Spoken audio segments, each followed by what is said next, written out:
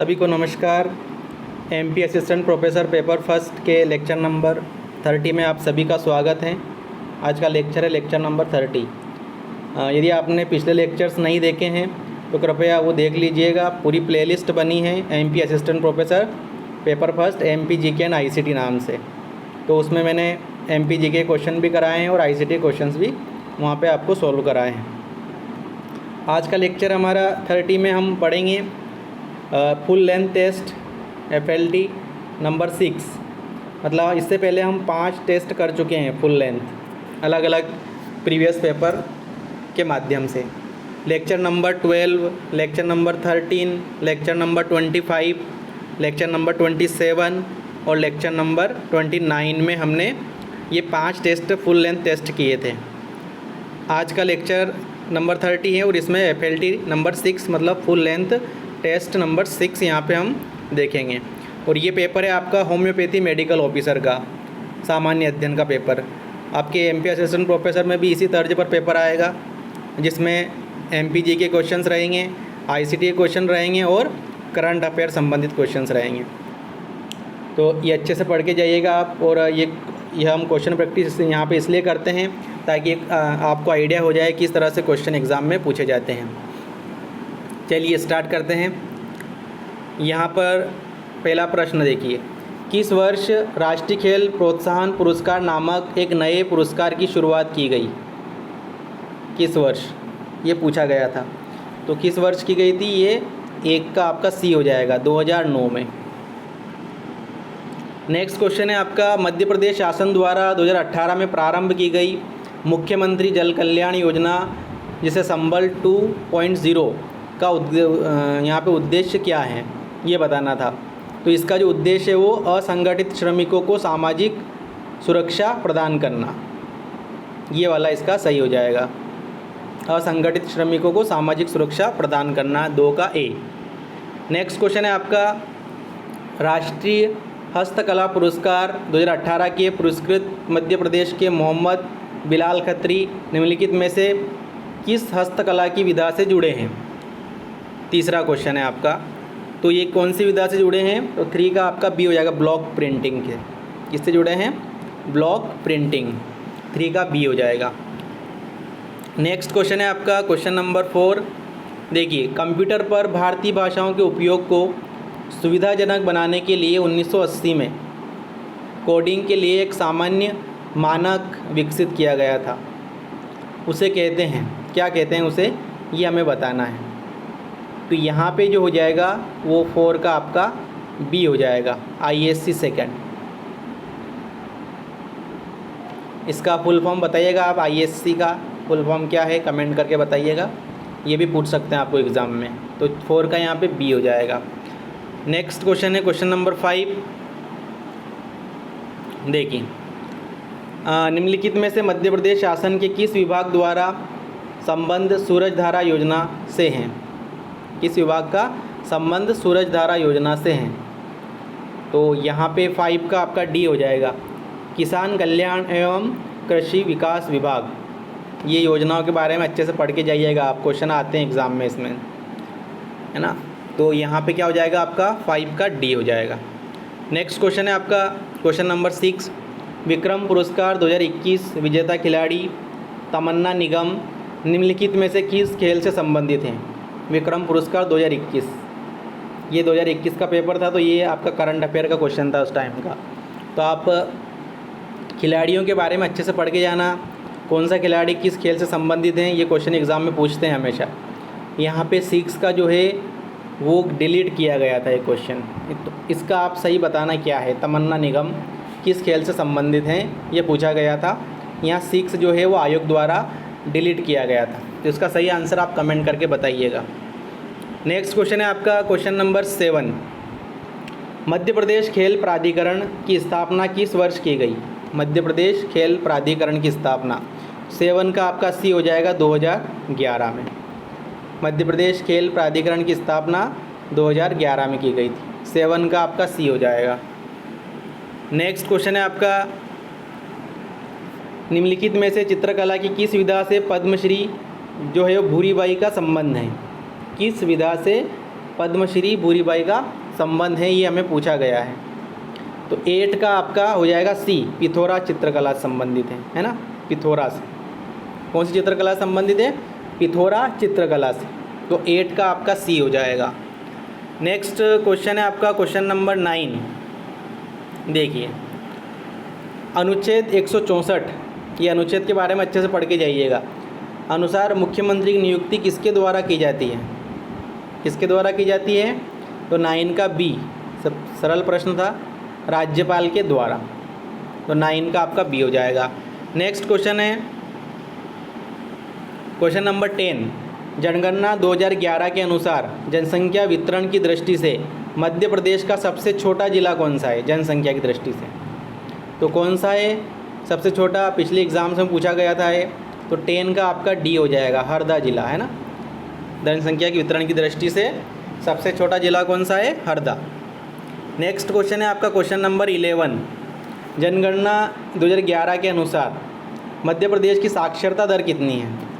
Literacy rate पूछी यहाँ पे, तो कितनी है? 69.3%, 69.3% हो जाएगा। 11 का ए हो जाएगा।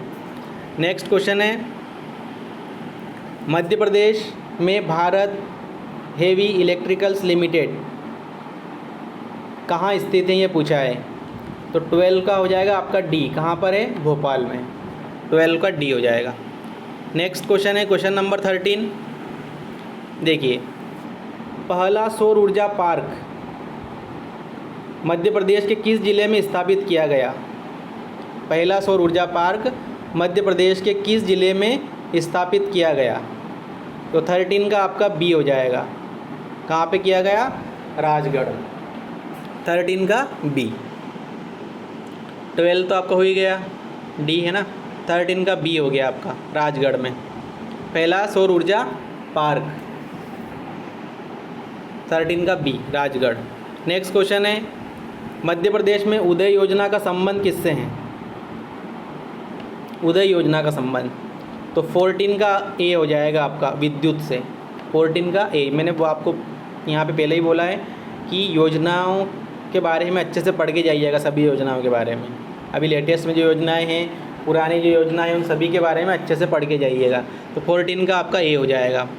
नेक्स्ट क्वेश्चन है आपका 52 अंतर्राज्यीय सिंचाई परियोजना जिन राज्यों की संयुक्त परियोजना वह है, मतलब किन राज्यों की संयुक्त परियोजना है 52 अंतर्राज्यीय सिंचाई परियोजना? 15 का आपका बी हो जाएगा। ये हो जाएगा किसकी है? मध्य प्रदेश और महाराष्ट्र की। 15 का बी। नेक्स्ट क्वेश्चन है आपका मध्य प्रदेश में विधानसभा का सदस्य बनने के लिए न्यूनतम आयु कितनी होना चाहिए? ये पूछा गया है। मध्य प्रदेश में विधानसभा का सदस्य बनने के लिए न्यूनतम आयु कितनी होना चाहिए? तो ये आपका 16 का आपका हो जाएगा बी। कितनी होना चाहिए? 25 वर्ष। 16 का बी। नेक्स्ट क्वेश्चन है क्वेश्चन नंबर 17। देखिए अब यहाँ ICT क्वेश्चन पूछे गए। मैंने आपको पहले बताया कि ICT क्वेश्चंस में आप फुल फॉर्म अच्छे से याद रखिएगा, और ये फुल फॉर्म तभी याद रहेंगे जब आप प्रैक्टिस क्वेश्चन करेंगे। मतलब जो यहाँ पर आप अपनी सीरीज़ चल रही है, उस सीरीज़ के अनुसार आप प्रीवियस ईयर के जितने भी क्वेश्चन है उनकी प्रैक्टिस कीजिए, तो आपको एक आइडिया हो जाएगा किस तरह से क्वेश्चन पूछे जाते हैं, और आपका कॉन्फिडेंस लेवल भी बढ़ेगा। तो यहाँ पे हमारा लक्ष्य यही है कि आप अच्छे से अच्छे यहाँ पे नंबर लेके आएँ फर्स्ट पेपर में, क्योंकि ये स्कोरिंग सब्जेक्ट होता है, और जितना इसमें प्लस हो सके उतना आप प्लस करने की कोशिश कीजिए। जितना हम पेपर सेकंड पढ़ते हैं उतना ही हमें पेपर फर्स्ट भी पढ़ना है, सामान्य अध्ययन का, है ना। तो यहाँ पर अभी हमारे 10-12 दिन और बचे हैं, तो हम और भी यहाँ पे क्वेश्चंस लेकर आएंगे। तो नेक्स्ट क्वेश्चन है आपका 17, है ना। निम्नलिखित में से कौन सा कथन सत्य है, ये पूछा है। निम्नलिखित में से कौन सा कथन सत्य है?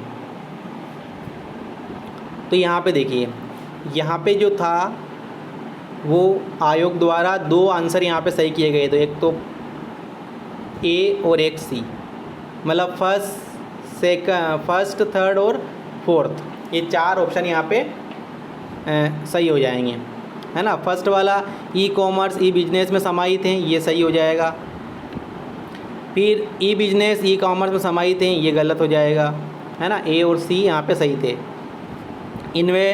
इन्वेंट्री मैनेजमेंट ई बिजनेस में समाहित है, ये सही है। इन्वेंट्री मैनेजमेंट ई कॉमर्स में समाहित है, ये भी सही है। तो 1, 3rd and 4th 1, 3rd and 4th, ये 3 यहाँ पे कथन सही थे। तो इसका जो आंसर माना था यहाँ पे आयोग द्वारा, तो 17 का ए एंड सी हो जाएगा, A and C. Next question है क्वेश्चन नंबर 18। देखिए, NCCC जो है वो भारत सरकार की एक ई निगरानी एवं ऑपरेशनल साइबर सुरक्षा परियोजना है। यहाँ इसका फुल फॉर्म पूछा गया है। देखो, मैंने आपको पहले ही बताया कि फुल फॉर्म एग्ज़ाम में ज़रूर आएंगे, 1 से 2 क्वेश्चन आएंगे फुल फॉर्म के। तो देखिए, यहाँ पे जो सही आंसर वो हो जाएगा आपका राष्ट्रीय साइबर समन्वय केंद्र, नेशनल साइबर कोऑर्डिनेशन सेंटर। तो इसका 18 का आपका बी हो जाएगा, 18 का बी। नेक्स्ट क्वेश्चन है आपका क्वेश्चन नंबर 19। निम्नलिखित में से कौन सी एक रोजगारोन्मुख ऑनलाइन सेवा है जो वेबसाइट एवं मोबाइल ऐप के माध्यम से संचालित होती है? किससे संचालित होती है? वेबसाइट और मोबाइल ऐप के माध्यम से। तो यहाँ पे 19 का आपका लिंक्डइन, ये वाला सही हो जाएगा, लिंक्डइन सी वाला, 19 का सी। नेक्स्ट क्वेश्चन है आपका क्वेश्चन नंबर 20। चित्र तत्वों को, ये भी ICT का क्वेश्चन है आपका, चित्र तत्वों को इस रूप में भी जाना जाता है। किस रूप में जाना जाता है? तो 20 का आपका ए हो जाएगा, पिक्सल के रूप में भी। चित्र तत्वों को पिक्सल के रूप में भी जाना जाता है, ये सही हो जाएगा यहाँ पे, 20 का A. Next question, question number 21। देखिए, डिजिटल मुद्रा का सबसे लोकप्रिय अनुप्रयोग है। डिजिटल मुद्रा का सबसे लोकप्रिय अनुप्रयोग क्या है, ये पूछा गया है। तो 21 का आपका डी हो जाएगा, ब्लॉकचेन, 21 का डी। नेक्स्ट क्वेश्चन है राष्ट्रीय सूचना विज्ञान केंद्र, NIC बोलते हैं इसको शॉर्ट फॉर्म, किस मंत्रालय के अंतर्गत आता है, ये पूछा गया है। तो 22 का आपका सी हो जाएगा। कौन से विभाग के अंतर्गत आता है? इलेक्ट्रॉनिक्स एवं सूचना प्रौद्योगिकी मंत्रालय, 22 का सी। फिर है आपका क्वेश्चन नंबर 23। देखो, ये एक और फुल फॉर्म पूछा गया है, BCC का फुल फॉर्म। ईमेल मैसेज में BCC का फुल फॉर्म क्या होता है? तो ये होता है आपका ब्लाइंड कार्बन कॉपी, 23 का बी हो जाएगा, blind carbon copy. Next question है आपका निम्नलिखित में से कौन सा ई-कॉमर्स के प्रमुख प्रकारों में से नहीं है, ये पूछा गया है। यहाँ पे क्वेश्चन को अच्छे से पढ़ना है, नहीं पूछा गया है। मैंने आपको पहले बताया है कि e-commerce, e-governance, search engine, web browsers, full form, ये अच्छे से पढ़ के जाइएगा, क्वेश्चन यहीं से बनेंगे आपके।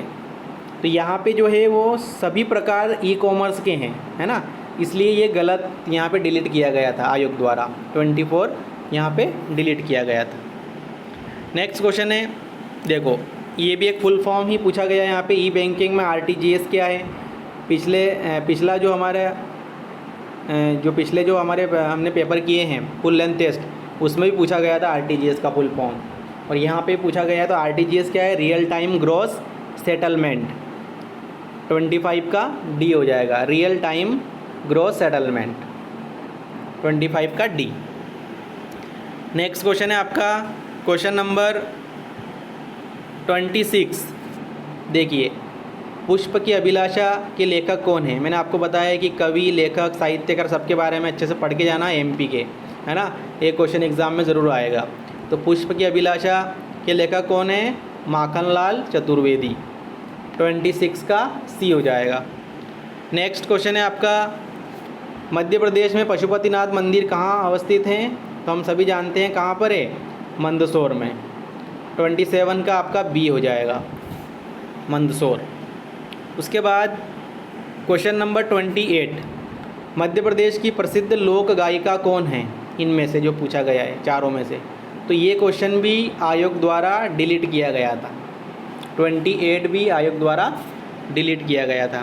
क्वेश्चन नंबर 29, टंट्या भील ने किस प्रसिद्ध क्रांतिकारी स्वतंत्रता संग्राम सेनानी से आक्रमण की गोरिल्ला युद्ध शैली सीखी थी? टंट्या भील ने किससे सीखी थी गोरिल्ला युद्ध शैली? तो यहाँ हमें बताना है। तो 29 का आपका तात्या टोपे, नाना साहेब पेशवा, कुंवर सिंह या शंकर शाह, तो 29 का आपका हो जाएगा ए। किससे सीखी थी टंट्या भील ने?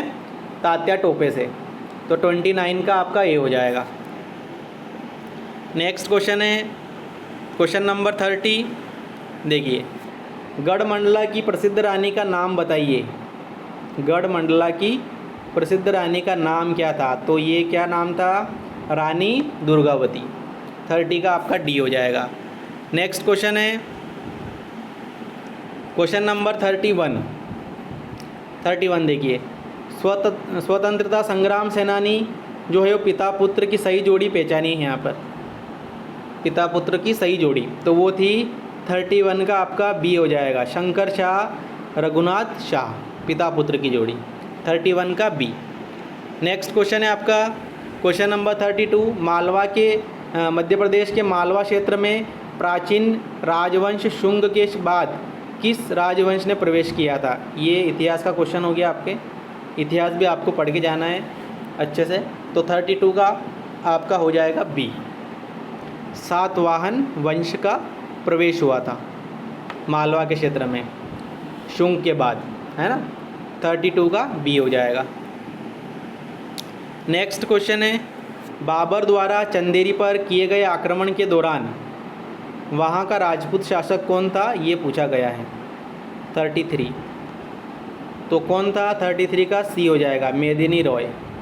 मेदिनी राय ये सही हो जाएगा। 33 का सी। Question number 34। तिरोड़ी एवं रमरमा जिस खनिज निक्षेप के लिए प्रसिद्ध हैं वह हैं। किस खनिज निक्षेप के लिए प्रसिद्ध हैं? ये दोनों वर्ड है ना। तो 34 का आपका सी हो जाएगा, मैग्नीज के लिए। तिरोड़ी और रमरमा जिस खनिज के निक्षेप के लिए प्रसिद्ध हैं वह है 34 का सी, मैग्नीज। नेक्स्ट क्वेश्चन है क्वेश्चन नंबर 35। मध्य प्रदेश में बॉक्साइट निक्षेप के लिए महत्वपूर्ण स्थान कौन सा है? बॉक्साइट के लिए ये पूछा गया है। तो 35 का आपका डी हो जाएगा, बेहर का पठार। बेहर पठार यहाँ पे सही हो जाएगा। 35 का डी। नेक्स्ट क्वेश्चन है क्वेश्चन नंबर 36। मध्य प्रदेश में वर्ष 2019-20 में सर्वाधिक विद्युत उपभोग निम्नलिखित में से किस क्षेत्र में हुआ? 19-20 में। तो 36 का हो जाएगा आपका सी। किस क्षेत्र में हुआ? कृषि क्षेत्र। 36 का सी। नेक्स्ट क्वेश्चन है आपका क्वेश्चन नंबर 37। जनवरी माह में पूछा है हमें कि कौन सी समताप रेखा मध्य प्रदेश को उत्तरी और दक्षिणी दो भागों में बांटती है? कौन सी रेखा?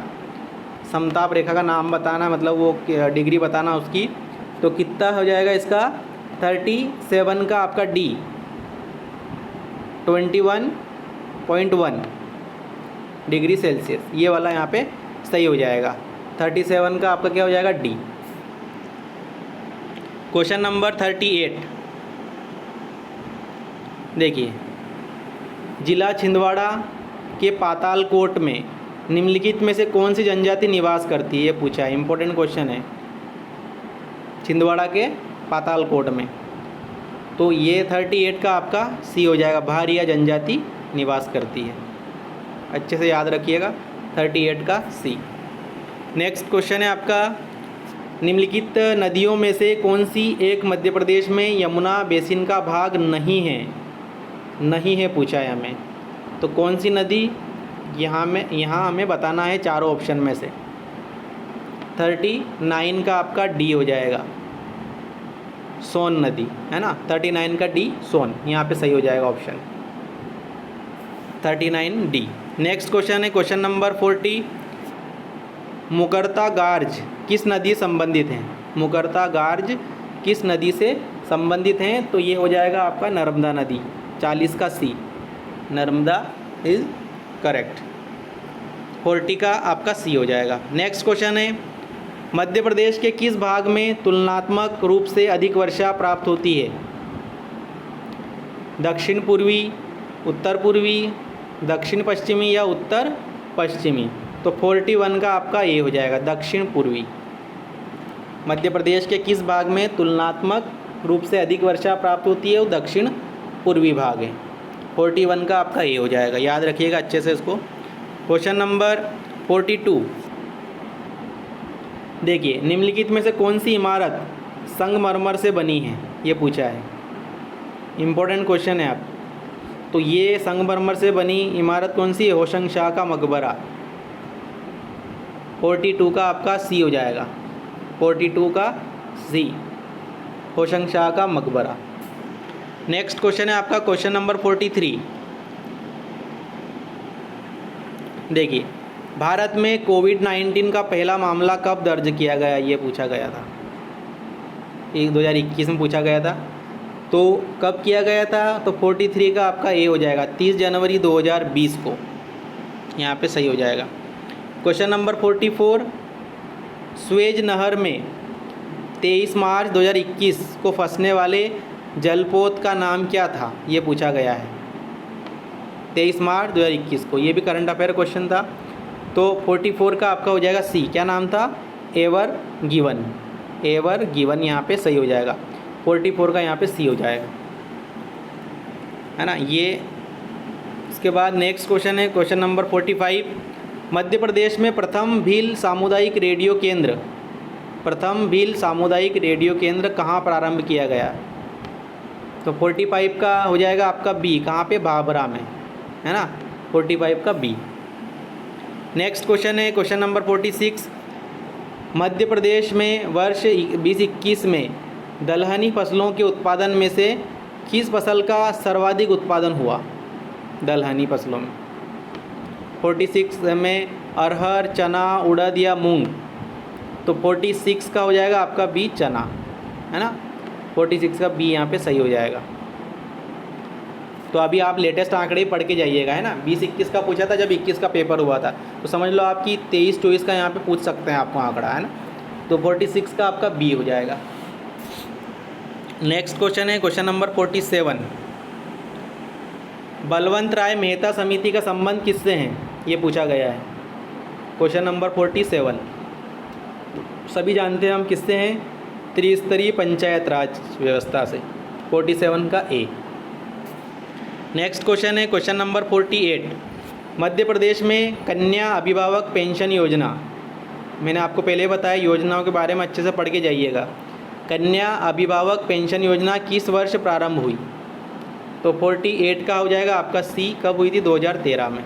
48 का सी। नेक्स्ट क्वेश्चन है क्वेश्चन नंबर 49। मध्य प्रदेश में मुख्यमंत्री किसान कल्याण योजना किस वर्ष प्रारंभ हुई?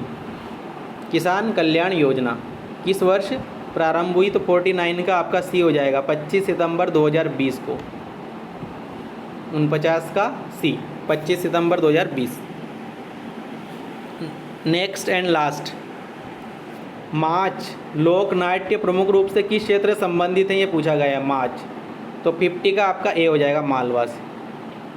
तो ये थे हमारे 50 क्वेश्चंस, जिसमें आईसीटी, करंट अफेयर और एमपीजीके के क्वेश्चंस थे। और ये पेपर था 2021 का होम्योपैथी मेडिकल ऑफिसर का, जिसमें सामान्य अध्ययन के पेपर में ये क्वेश्चंस पूछे गए थे। तो आपका MP assistant professor paper first भी इसी तर्ज पर होगा। तो आप हमारे जो प्रीवियस लेक्चर्स हैं उनको भी अच्छे से देख लीजिएगा 1 बाय 1। और आपने अगर चैनल को सब्सक्राइब नहीं किया है तो सब्सक्राइब कर लें, बेल आइकन को प्रेस कर लें ताकि आपको नोटिफिकेशंस मिलते रहें। और वीडियो अच्छा लगा तो वीडियो को लाइक भी कीजिए, कमेंट्स कीजिए, ठीक है। सभी को बहुत बहुत धन्यवाद। मिलते हैं नेक्स्ट लेक्चर में। Thank you.